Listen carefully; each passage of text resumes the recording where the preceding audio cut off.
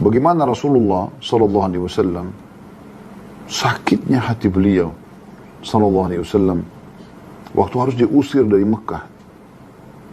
Sampai beliau untuk meninggalkan Mekah mau ke Madinah, beliau sambil menghadap ke Mekah sambil mengatakan, demi Allah sungguhnya engkau adalah negeri atau kota yang paling aku cintai. Kalau bukan karena kaumku mengeluarkanku darimu, gitu, aku tidak akan keluar. Diusir dari kampung halamannya. Berdakwah yang benar tapi dianggap penyihir, penyamun dan seterusnya. Tapi apa yang terjadi? Apakah Nabi SAW dendam dengan orang Mekah? Tidak. Bahkan orang Mekah keluar berapa kali. Di perang Badr terjadi perang dengan orang Quraisy. Di perang Uhud terjadi perang dengan orang Quraisy. Di perang Ahzab, perang Khandaq, pemimpinnya adalah orang-orang Quraisy. Ya. Berapa kali upaya mereka untuk menyerang kaum muslimin. Di kesepakatan Hudaybiyah, pada saat Nabi SAW mau umrah, ditahan oleh orang-orang Quraisy. Tidak boleh masuk tahun itu, tahun depan. Terpaksa harus pulang ke Madinah. Banyak perbuatan mereka yang menyakitkan hati, gitu kan. Belum lagi rumah Nabi SAW di Mekah, rumahnya Khadijah, rumah kenangan, cinta pertama Nabi SAW. Disitulah dia membangun rumah tangga dengan wanita yang paling dicintai, Khadijah radhiyallahu anha, wanita terbaik, pemimpin para wanita di surga, sebagaimana sabda Nabi SAW. Ada 4 wanita pemimpin di surga, Khadijah yang pertama, kemudian Fatimah anaknya, kemudian Maryam yang ketiga, ibunya Isa alaihissalam, kemudian ya Asia istrinya Fir'aun. Tapi pada saat Nabi SAW masuk pembebasan kota Mekah, beliau kumpulkan orang-orang Quraisy di Bukit Sofa.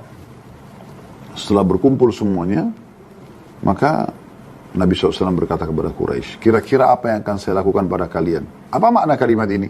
Kalian tahu apa yang sudah kalian lakukan padaku?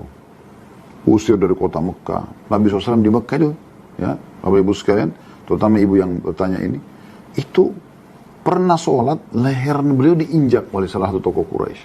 Pernah sholat di waktu yang lain disirami kotoran unta sampai kotor semua, belepotan.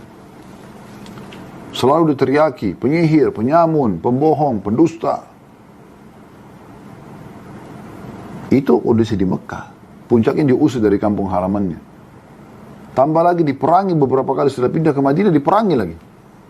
Diserang, walaupun Nabi SAW menang dengan izin Allah SWT di perang Badr.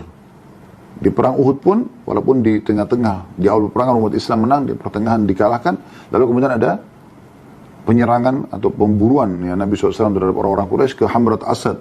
Dan itu mereka tidak berani ketemu. Nah, dianggap muslimin menang sebenarnya. Perang Ahzab, perang Khandaq, Nabi SAW menang. 10.000 pasukan. 4.000 di antara mereka adalah pasukan Quraisy. 4.000 dari Qatafan. 2.000-nya campuran antara orang-orang Arab yang belum masuk Islam dan orang Yahudi dari Khaybar, dari suku Quraidah, suku Kainuqa dan Nadir. Lalu Nabi SAW bilang, apa kira-kira?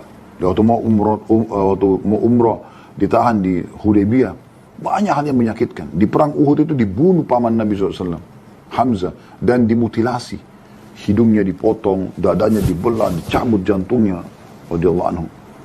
Sampai Umar bin Khattab mengatakan, saya tidak pernah lihat Nabi menangis sekeras dan terisak seperti waktu dia melihat sallallahu alaihi wasallam jenazah pamannya Hamzah.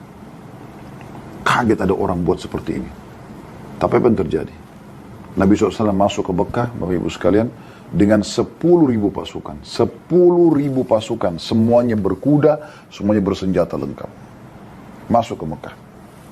Ini kalau di alam peperangan, berarti sudah menguasai dengan militer. Orang Mekah tidak ada satupun yang bisa melawan pada saat itu. Masuk ke dalam kota mereka 10.000 ini dan tidak ada sama sekali kekuatan orang-orang Quraisy. Kecuali kelompok-kelompok kecil itu pun mereka tidak bisa buat apa-apa. Waktu sudah dikuasai. Ini sebenarnya seluruh wilayah Mekah jadi harta rampasan muslimin. Seluruh penduduknya juga jadi harta rampasan perang muslimin. Nabi SAW kumpulkan di Gunung Safa, di Bukit Safa. Kata Nabi SAW, hai Quraisy, kira-kira apa yang aku lakukan pada kalian? Karena mereka tahu apa yang mereka sudah lakukan pada Nabi SAW. Menyakitkan sekali. Mereka lalu mohon-mohon, ya Rasulullah, hai Muhammad. Dan mereka tidak bilang Rasulullah, mereka mengatakan, hai Muhammad, sungguh engkau adalah orang yang baik yang kami kenal, engkau punya hubungan kerabat dengan kami. Dan muji-muji Nabi sampai mereka mengatakan, tolong lepaskanlah kami. Ya, berbuat baiklah pada kami. Maka Nabi SAW menunjukkan akhlak yang mulia. Ini yang perlu kita teladani, wahai muslimin. Beliau mengatakan, pergilah, kalian semua sudah bebas. Sampai ada sahabat yang sempat mengatakan, hari ini hari pembalasan, pembantaian Quraisy. Kata Nabi SAW, keliru. Hari ini justru hari pemaafan dan hari kemuliaan buat Quraisy. Coba. Yang terjadi apa? Satu Mekah masuk Islam gara-gara akhlak Nabi SAW. Itu yang diajarkan. Itu yang diajarkan.